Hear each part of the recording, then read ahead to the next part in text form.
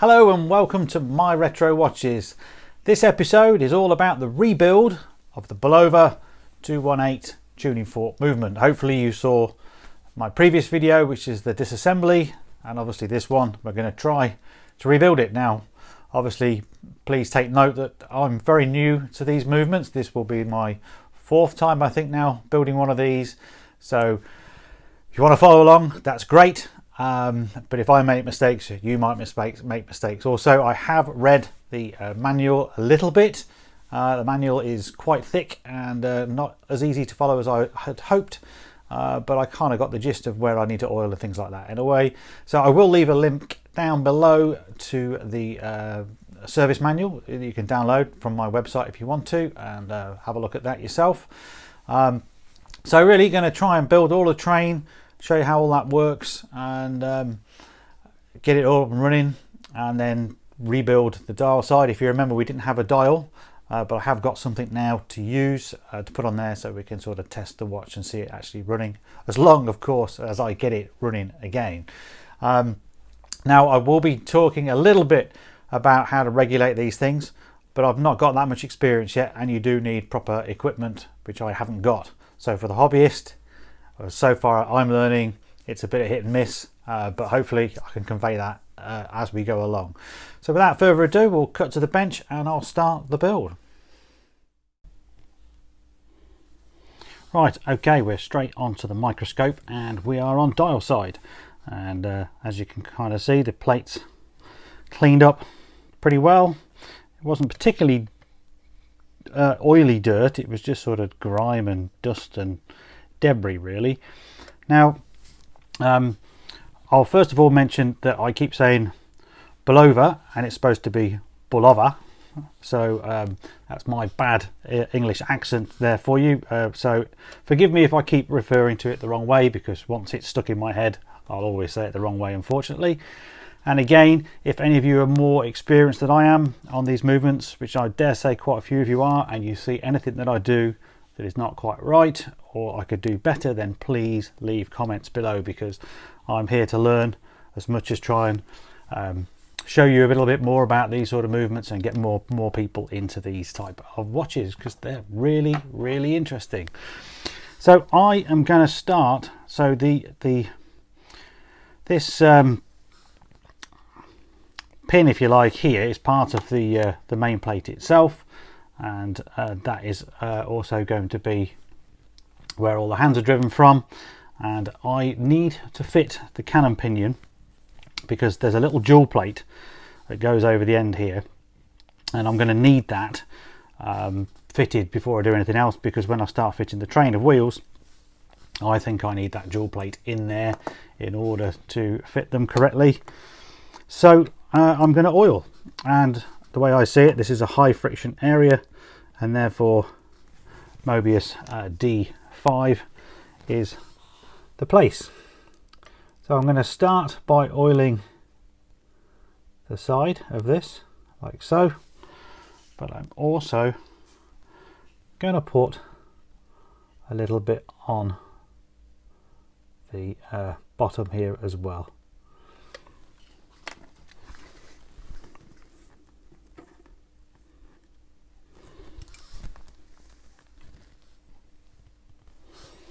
So here is the cannon pinion, come center wheel, and that just drops on there. You don't have to push it on like you do on mechanical watches where you have to wait for them to click. It just sits on there, and then I'll fit the little jewel plate that I was referring to.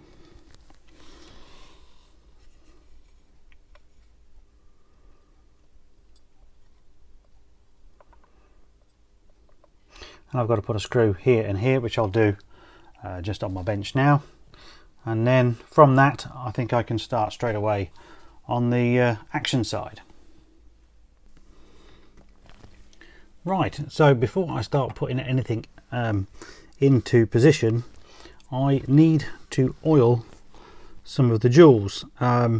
This one, that one there I can oil, but I won't oil that, and that's where that little plate is that we just put on. So I'll oil that from the other side once the train's in place.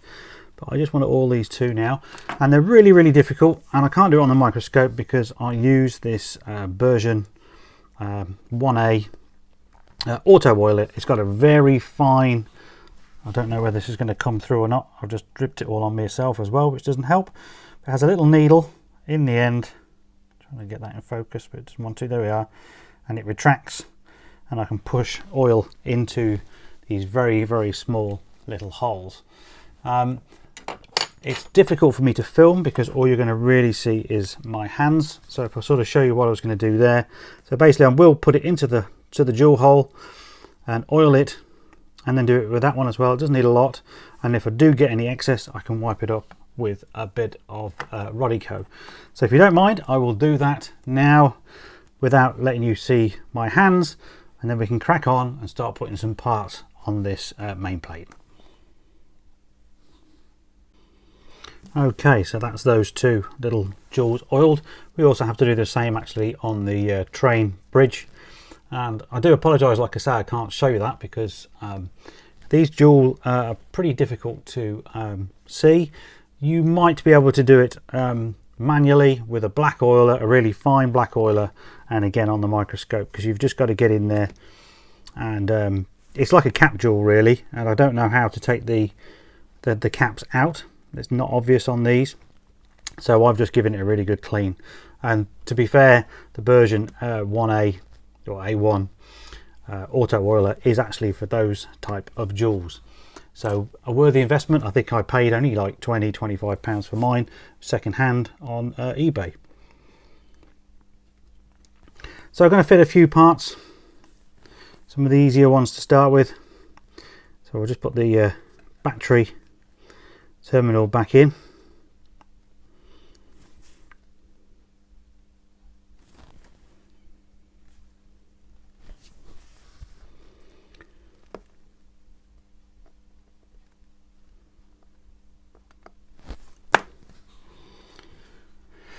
And I'll try and keep the movement on my bench where you'll actually see it, as it does tend to wander off screen when I'm not concentrating.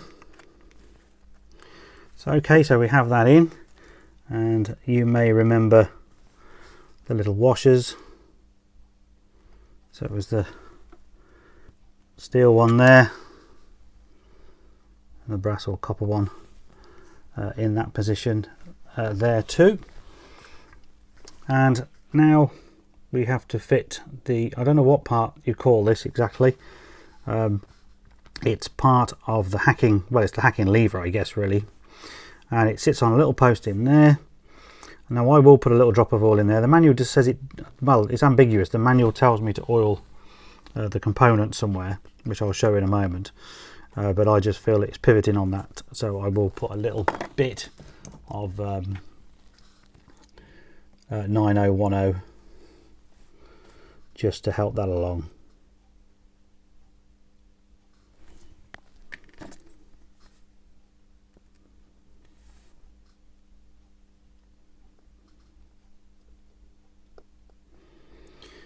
Okay, that's in position, and the manual's asking me to oil here because as the crown moves the set-in lever, as you can see there, there's some contact going on, so we want to put a little bit of oil just to protect that, and I'll use some D5.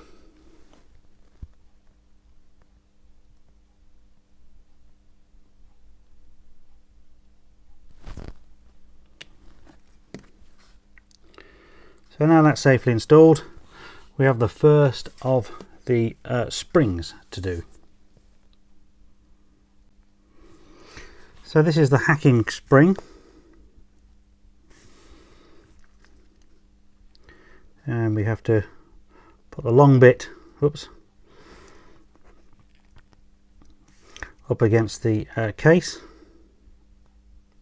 the main plate, sorry, and then I'm going to use a little bit of pegwood to try and steady it and hold it in position. Just trying to get myself comfortable for this because I don't like these springs, they sometimes like to move.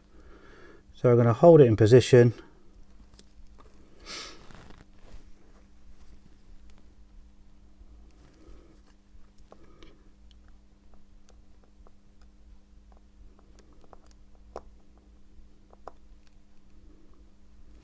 There we go, and now that's under tension, which will lead me straight into the next part.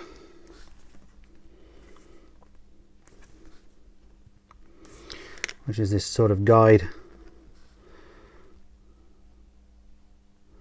come spring, which sits there with the bit with a hole in it. Sorry, my terminology is awful. I should have been more prepared. The bit sticking up. So you want to make sure it's sticking up anyway, not pointing downwards. And it has a pesky screw, as you can see.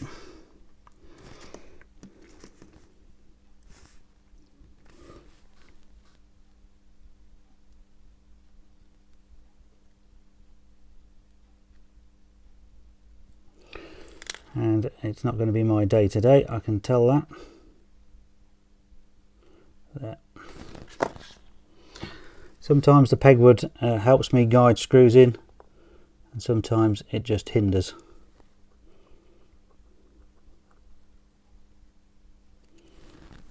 Okay, so that's that part safely in position.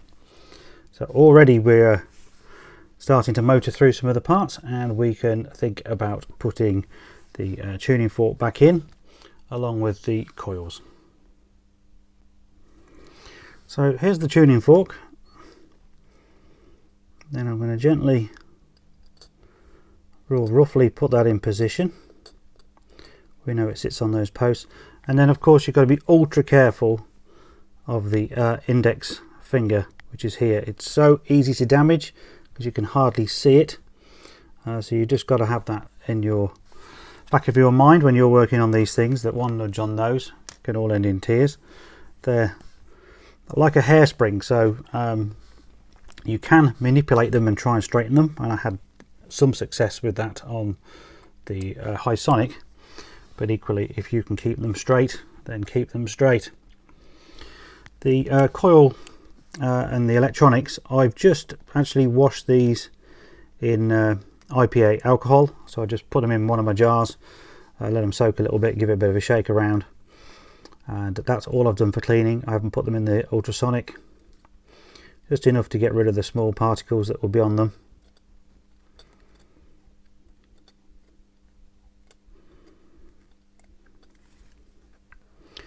So very loosely at the moment.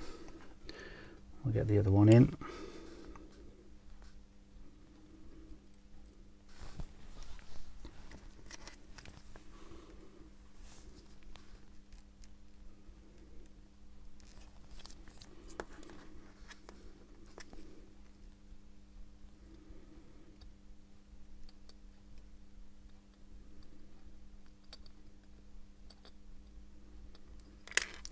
And again,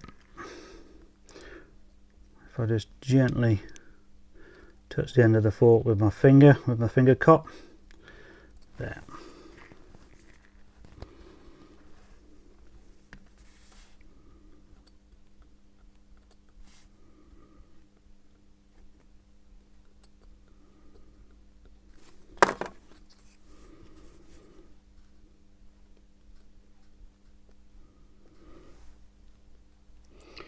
And again, sorry for not talking, just concentrate a little bit there.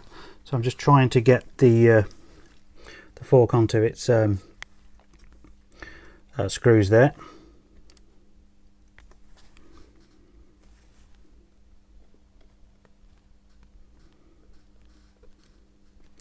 And actually that's the wrong screw. Okay, I'd actually put the wrong screw in here to start with, so I've just took that out. The screws that go in the tuning fork have got like a slight chamfer on the bottom of them to help them fit into the holes.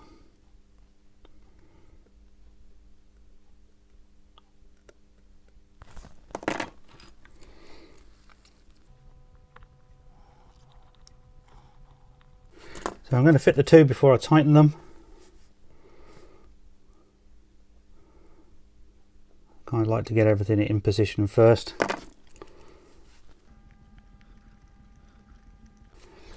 And then likewise with the circuit screws.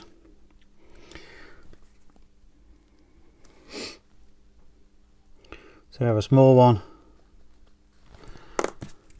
that fits in the end there.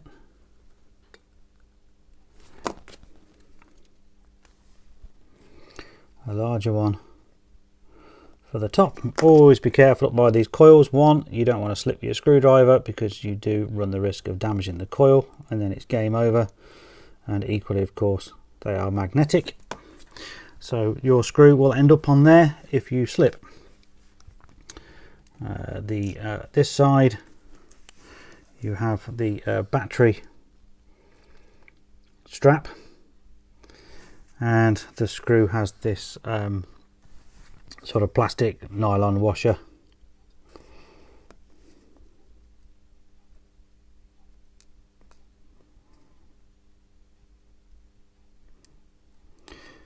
And I'm starting to think my tweezers have got magnetized because I can't seem to pick anything up, which is the fun part about working on these.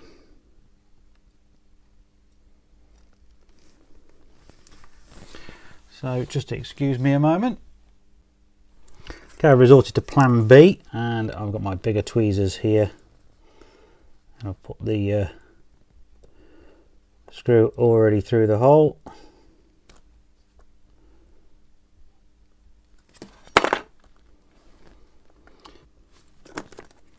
I've had this big pair here for a while. I don't know what they are. It says it's stainless steel, but it's not magnetic at all, which is great. Just what I need right now. So that's the battery strap on, and I can now just nip all of these up a little bit, and then there's one last screw to do, and that is in the end here. It joins the two coils together.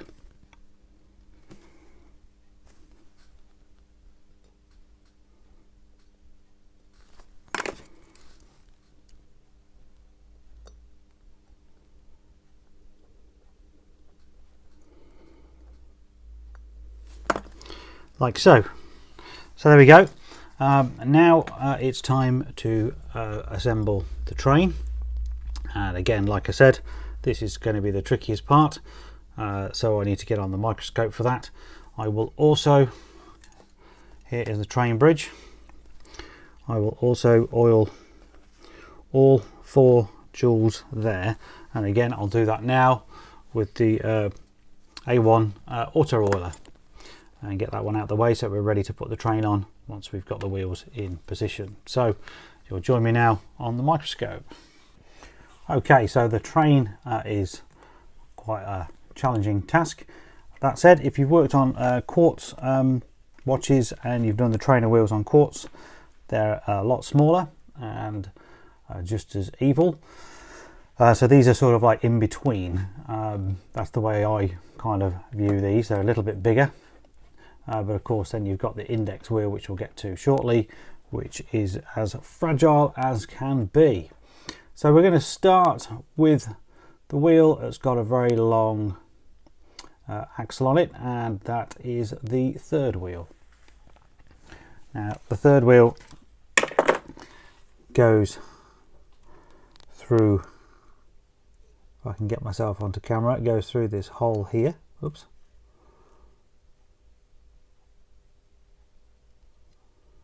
Like so, but you can see it's fouling, and it fouls down there on the hacking lever itself, so we have to pull the hacking lever back to engage it. And this is a two-handed job, so I need tweezers in one hand, some pegwood in another, and an eye in the microscope, and hopefully this is going to be clear for you.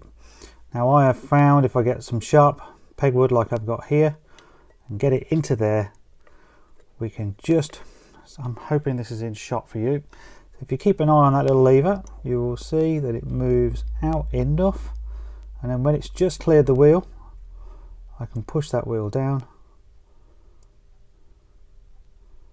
I can let go with the pegwood, and there we go. That is now in position. Sorry if it was out of focus. So you can see now that the hacking lever there is touching. So of course, once it's not in hack mode, it's going to be away from that and the watch would run freely. So the next wheel is then the fourth wheel, which is the biggest one. And this is, if you remember right at the very start of the video, I put that little jewel plate in, and this one's going in the jewel. I have to keep looking at this to make sure that you guys are in shot, or in focus, sorry.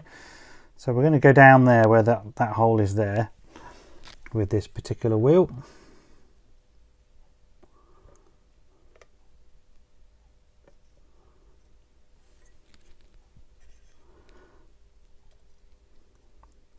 So I'm now finding out that filming this is exceptionally difficult because I'm used to using both my eyes in the microscope. Now I can't see very well out of both my eyes, but the peripheral vision certainly helps. So the aim here anyway is to get this into its jewel so it'll stand up quite nicely and straight. And it's behaving a bit erratically because again I think my tweezers are still magnetised somewhat, as you know when it's at home. So I'm just going to demag yet again. Now I am under strict instructions by some of you guys who have emailed me and commented not to demagnetise anything really on these watches. Certainly don't want to demagnetise the tuning fork. However, those magnets do play havoc, so they do keep magnetising some of the screws that I don't want them to, and of course my tweezers. So like I've said in the first video, if you can do this with some brass tweezers, then happy days.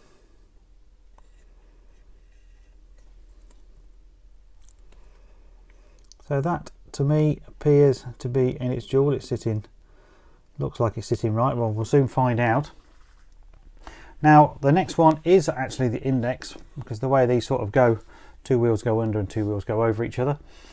And what I tend to find is I can get this roughly in position, then I have to fit the second wheel, which goes in between the index, so in that second jewel just there, and by trying to put that in, it usually moves the index, so you have a bit of messing around.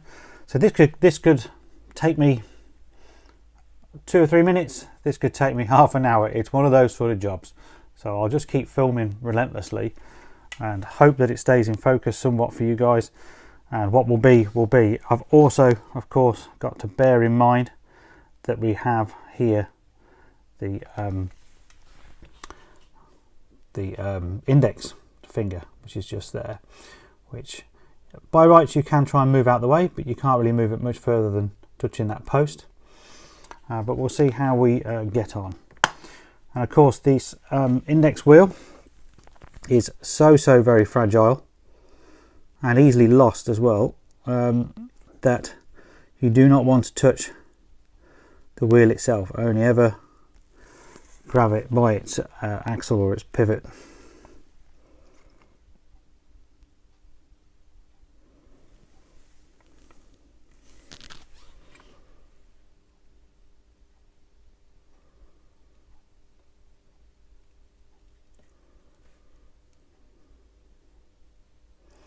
Now I've just noticed straight away that as much as I've cleaned that index wheel, I don't know whether you can see that, in the container I've been keeping in it, it's picked up some debris.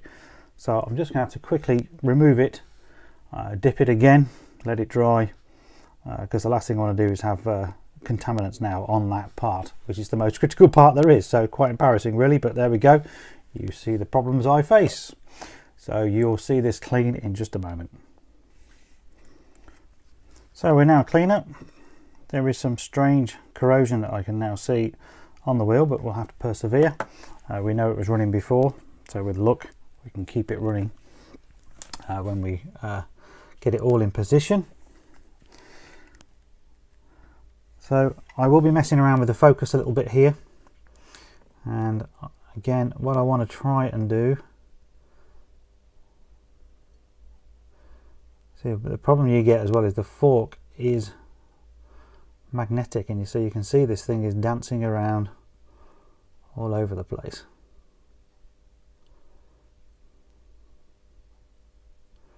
And there we go, it's actually made my tweezers magnetic yet again. So without hesitation, I really do need to use some brass tweezers here on this occasion, and my brass tweezers I really don't get on with. So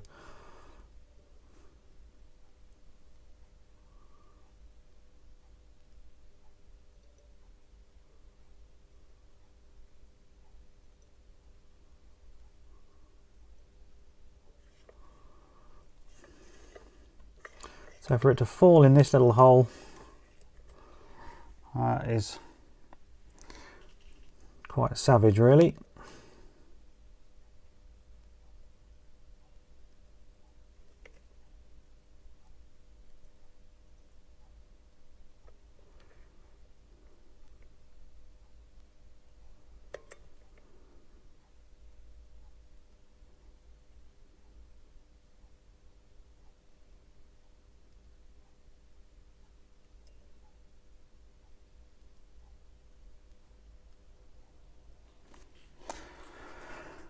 Okay, I need to remove that and start all over again.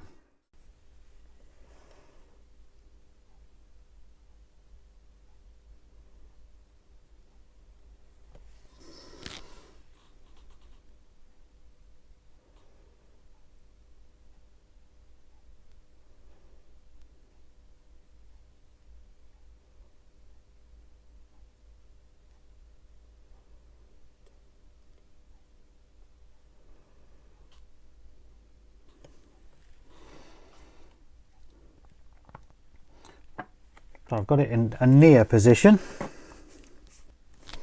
and enough just to bring in the second wheel, and that was a really lucky drop, wasn't it?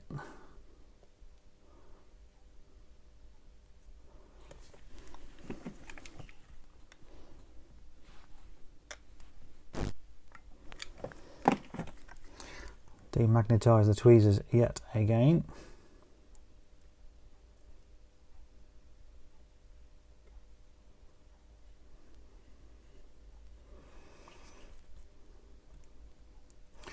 I think the index is pretty close.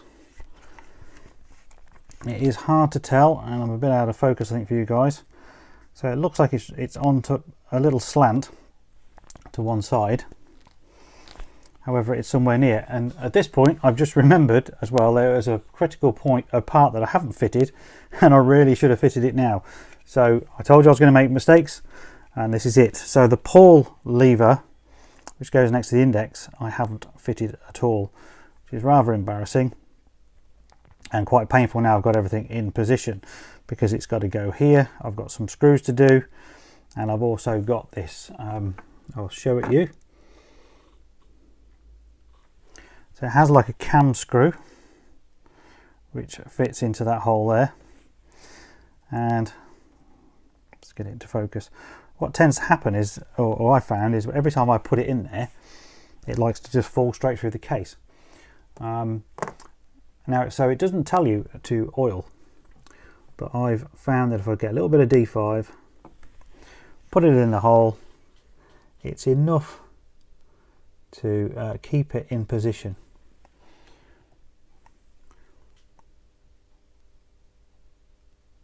At the end of the day, this part does turn occasionally because you have to do it. So why not have a little bit of lubrication in any case?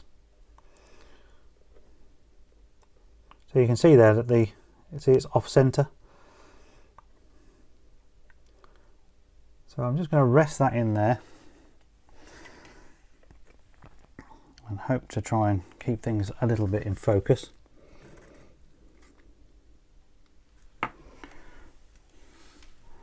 while I bring in the index, sorry, the pawl.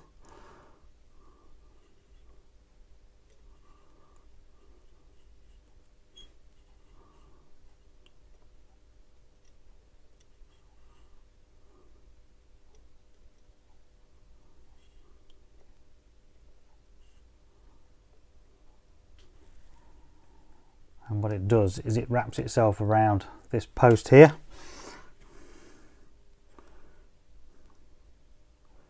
But you have to sort of carefully lift it over and then make sure that the heel then slides. It's probably a bit out of shot for you, isn't it? I really do apologise for the poor camera work today. So we've got that hole there, as you can see, and then the heel is in where that cam would be there. So I just need to fit these 2 screws.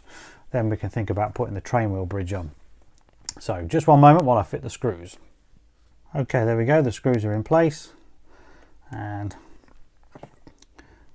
the index and pawl are okay, and the train has moved a little bit, or mainly that second wheel. So I'll just try and give that a little gentle tap.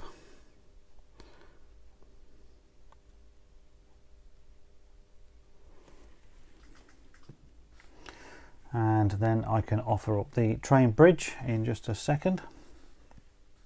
Right, I also just forgot there's a little, I've actually put it in the wrong way around as well, which is great. So here is the this is the stem release screw basically, and it just fits on the case there, and it comes out obviously when you were disassembling. So make sure that that's back in because it goes through the train bridge. So I'm now going to offer the bridge up. At this point I want to be very careful. So it's advisable, make sure this battery strap is well out the way, because otherwise it starts interfering with your placement. And once again, sorry for the blurry type shots. I'm trying to do this all on the microscope.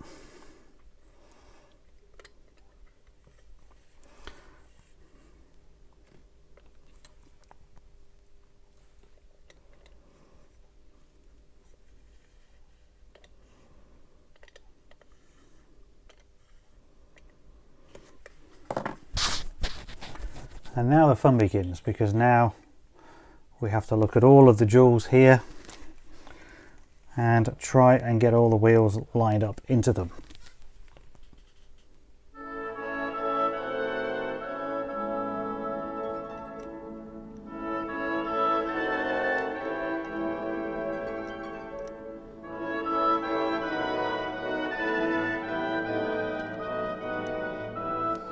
And sadly, I think this particular wheel here has fallen out of its pivot at the bottom.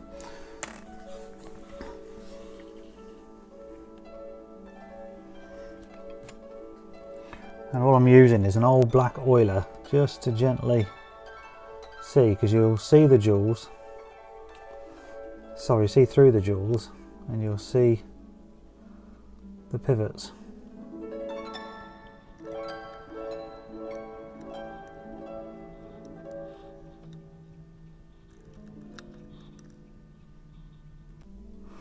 Yeah, I'm not happy, so I'm going to take it off and have another look again. So just bear with me one moment. Okay, back on with it, and let's see if we're a bit better this time. Okay, back on with it, and let's see if we're a bit better this time.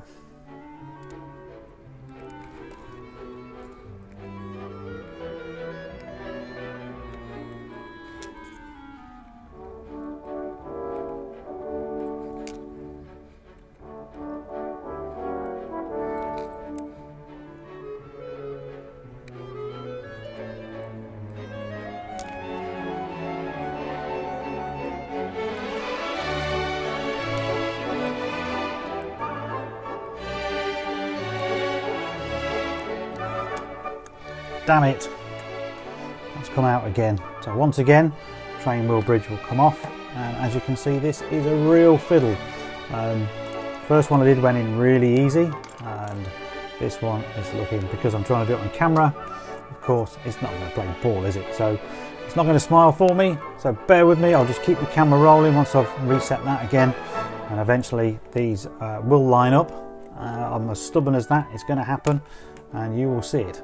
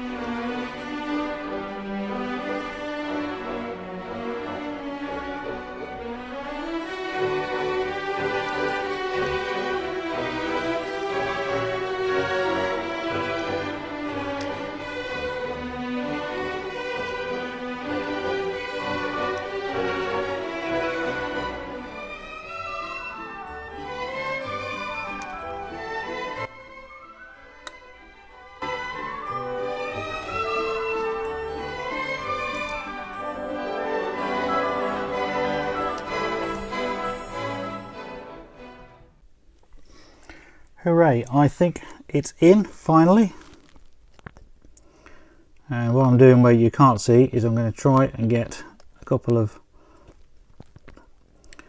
the screws in place. Only loosely, but enough to hold the train where it is. And I've actually used a finger cut on my finger, just going to take it off, to hold the bridge slightly in place. Didn't really want to do that, but needs must. I am aware that this is not great viewing for you guys, but just bear with me a moment while I get a screw in, and I can then hopefully show you if they are in place or not.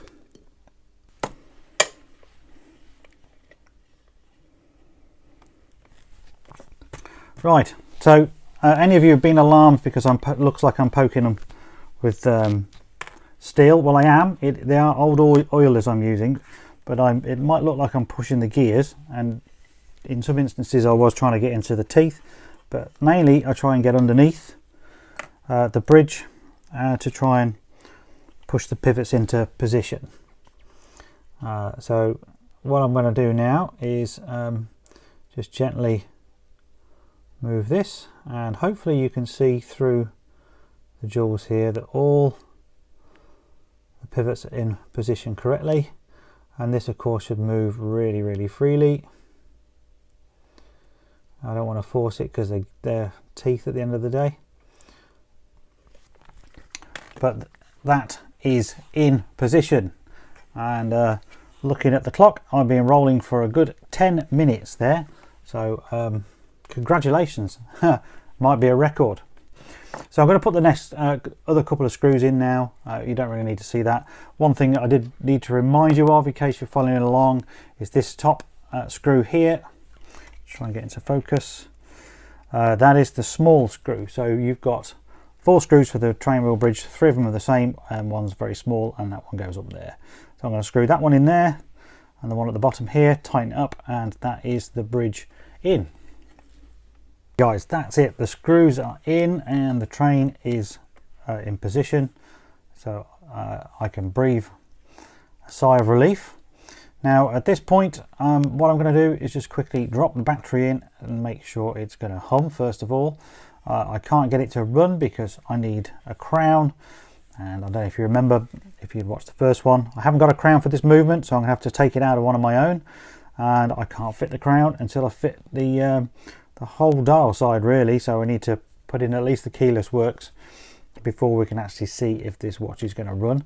But before I do all that and have all that time spent doing it, let's put the battery in and see first of all whether this thing is going to hum again, because if it doesn't, then we've got trouble. We've either broken something or there's a loose contact perhaps.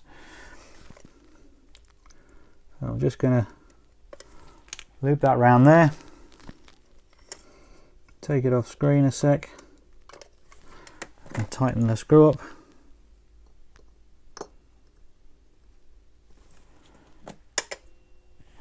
And I can hear it. Maybe you can't. So I'll remedy that in just one sec. Okay, so I'll take my microphone.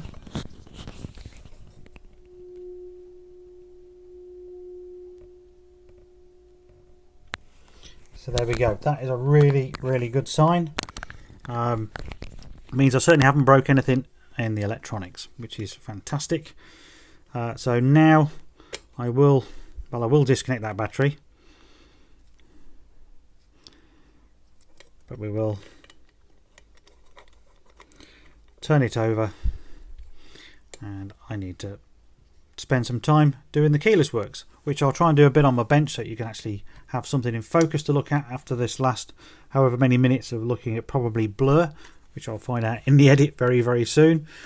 Hopefully you're finding this okay, guys. It seems to me to be one of the worst videos I've ever done. But there we go. So, right, we're going to build the keyless, get a crown in there, and make sure that that index system is going to work.